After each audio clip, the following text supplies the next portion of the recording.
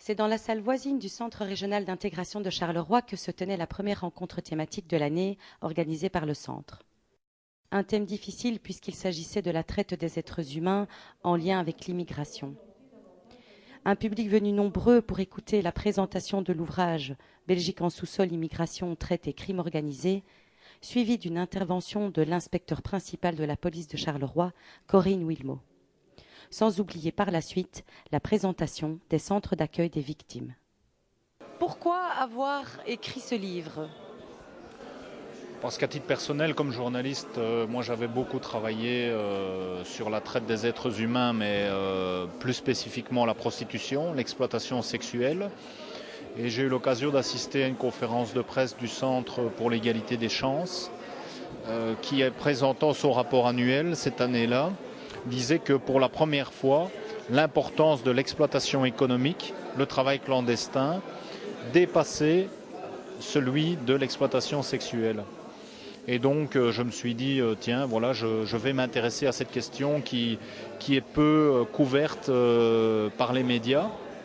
Et c'est l'origine de l'enquête qui ensuite a donné le livre.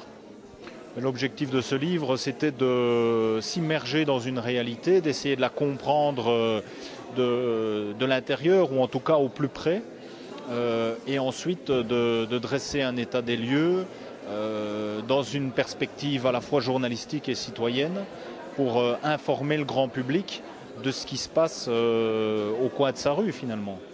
Moi, ce qui m'a le plus surpris dans le cadre de cette enquête, c'est la proximité du phénomène. C'est-à-dire qu'on imagine que l'exploitation de travailleurs clandestins, ça se fait loin de notre quotidien. Et en réalité, comme je le disais, ces gens vivent au coin de notre rue, quoi. Des travailleurs qui sont séquestrés dans des ateliers de confection, qui sont amenés à travailler dans des conditions parfaitement dégradantes et inhumaines dans des roulottes de chantier. C'est là, c'est tout à côté de chez nous et on ne le voit pas bien souvent. Je pense malheureusement que le livre est sorti en 2007 et qu'il est toujours d'une extrême actualité. Il y a des efforts qui sont faits au niveau des pouvoirs publics pour essayer d'organiser un peu mieux, de mieux coordonner la lutte contre la traite des êtres humains. Mais le constat de carence que je faisais en 2007, je le pose toujours aujourd'hui. Les acteurs de terrain, inspecteurs sociaux, enquêteurs, auditeurs du travail, vous diront que fondamentalement la situation n'a pas changé, et que le trafic, que les filières sont toujours aussi actives.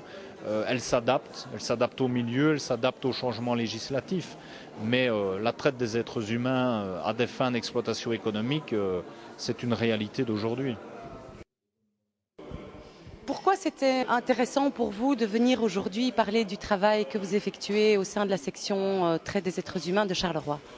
Donc, comme je l'ai dit en conclusion, je pense que c'était intéressant d'expliquer aux gens les structures qui existent, les possibilités qui existent, le travail que nous faisons comme acteurs de première ligne, de manière justement à créer, à faire tomber certainement certains préjugés. Ça, je pense qu'aujourd'hui, oui, ça a marché, de un.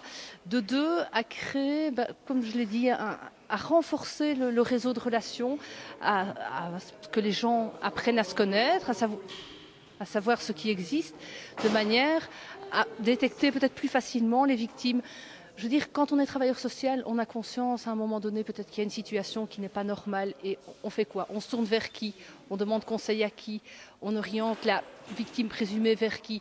Je pense qu'avec une rencontre comme aujourd'hui, les gens vont peut-être y voir un peu plus clair et quand ils auront leur attention attirée sur une situation d'une victime potentielle ou présumée, ils sauront maintenant vers qui se tourner. Enfin, je l'espère en tous les cas. Et voilà le style de pièces qu'ils occupaient. Leur principal moyen de chauffage, c'était le feu qui faisait à même le sol au niveau du 3e étage qu'ils occupaient.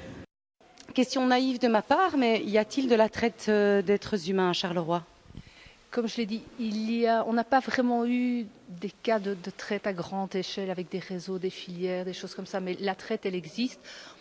Elle peut exister à côté de chez vous, votre voisin qui exploite de la main-d'œuvre pour rénover son habitation, pour la transformer. Donc oui, on a des dossiers régulièrement, oui, on a des victimes, oui, la traite existe, et parfois dans des conditions tout à fait sordides. Quelle est, vous, votre satisfaction personnelle à faire ce travail? Satisfaction personnelle, comme je dis, je n'aurai encore qu'une victime par an. Je n'arriverai encore à aider qu'une seule victime par an, à tirer une seule personne de la misère dans laquelle elle se trouve, une seule personne par an. Je serai encore contente. C'est une goutte d'eau dans l'océan, mais une personne, c'est une personne humaine, c'est un être humain. Et ça, c'est la meilleure des satisfactions. C'est quand ça aboutit, quand le dossier aboutit, pas quand le dossier aboutit judiciairement parlant. Il y a parfois des dossiers qui aboutissent. On a un résultat avec la victime, on la tire de là. Après sa prise en charge avec l'ASB, elle se passe super bien. Elle apprend le français, elle suit une formation, elle trouve du boulot. Ça, c'est la meilleure des satisfactions qu'on puisse avoir. La cerise sur le gâteau, c'est en plus des grosses peines pour les personnes qui les ont exploitées. Mais sinon, la satisfaction principale et majeure, c'est vraiment d'aider les autres.